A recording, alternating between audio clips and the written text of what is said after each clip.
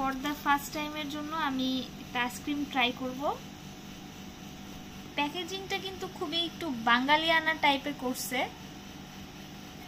আইসক্রিমটার নাম হচ্ছে শাহী ক্ষীর।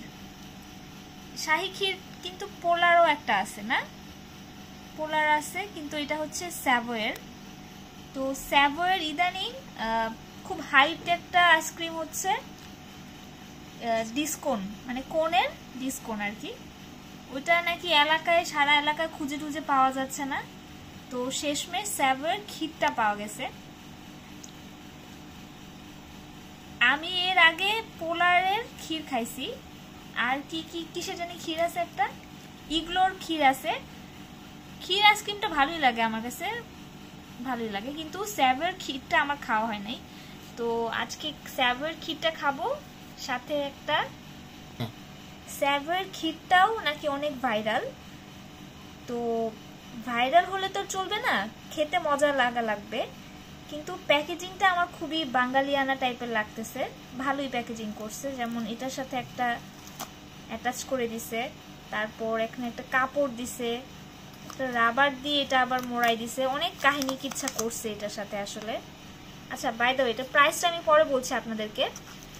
তারপর একটা কাপড় দিয়ে দিছে এখানে, তারপর আবার একটা ফয়েল পেপার দিয়ে দিয়েছে, মানে অনেকগুলি ইনটেক ব্যবহার করা হয়েছে এটার প্রোটেকশনের জন্য।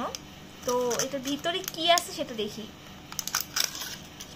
ও ওয়াও, আমার মনে হচ্ছে বরফই বেশি এখানে, মানে আইসক্রিমের থেকে এখন বরফ বরফ বেশি লাগতেছে। দেখেন এই যে উপরের এই জায়গাগুলি বেশি বরফ। ইদানিং না সব আইসক্রিমগুলোতে আইসক্রিমের তুলনায় একটু বরফ বেশি লাগে আমার কাছে। তো আমি একটা ফার্স্ট বাইট দিয়ে দেখি কেমন লাগে, আমার চেহারা দেখা।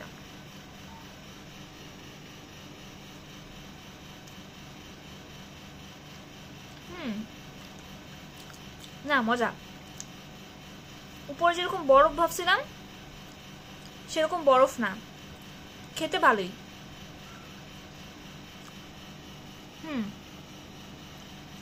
মজা,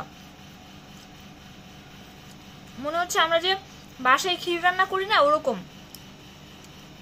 জাস্ট একটু কুলিং ফ্লেভারে আর কি। মজা অনেক। প্রতিটা বাইটেই বাদাম কামড় পড়তেছে, সত্যি মজা। অন্যান্য কোম্পানিগুলো থেকে, যেমন পোলার বা ইগলু, ওগুলো থেকে আমার কাছে এটা বেশি ভালো লাগছে। স্যাভয়ের টেস্টটা ভালো লাগছে। এখন আমি কোয়ান্টিটিটা বলতেছি আপনাদেরকে।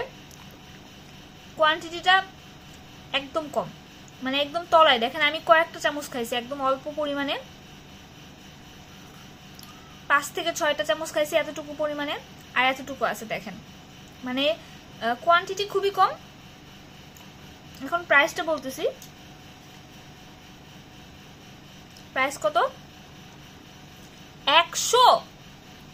This is too much, but packaging যেহেতু এত কাহিনী কিছু করছে, তো 100 টাকা রাখবেই। আর ইদানিং জিনিসপত্রের যে দাম, বাট 100 টাকা অনুযায়ী এই আইসক্রিমটা আমার কাছে টু মাচ হাইপ লাগতেছে। এত হওয়ার কথা না, এটা আমার কাছে মনে হয় যে অনেক বেশি হইলেও 70-80 টাকা হইলে এনাফ ছিল, মানে গুড় এনাফ ছিল। বাট দেখেন আর কতটুকু আছে, মানে এটা 100 টাকার আইসক্রিম 2 জন শেয়ার করে খাওয়া যাবে না, মানে একজনেরও মন ভরবে না, এই হচ্ছে কাহিনী। বাট টেস্টটা আমার কাছে ভালোই লাগছে। তো এই হচ্ছে এটা, আপনারা যদি খান কেমন লাগে আমাকে জানাতে পারেন।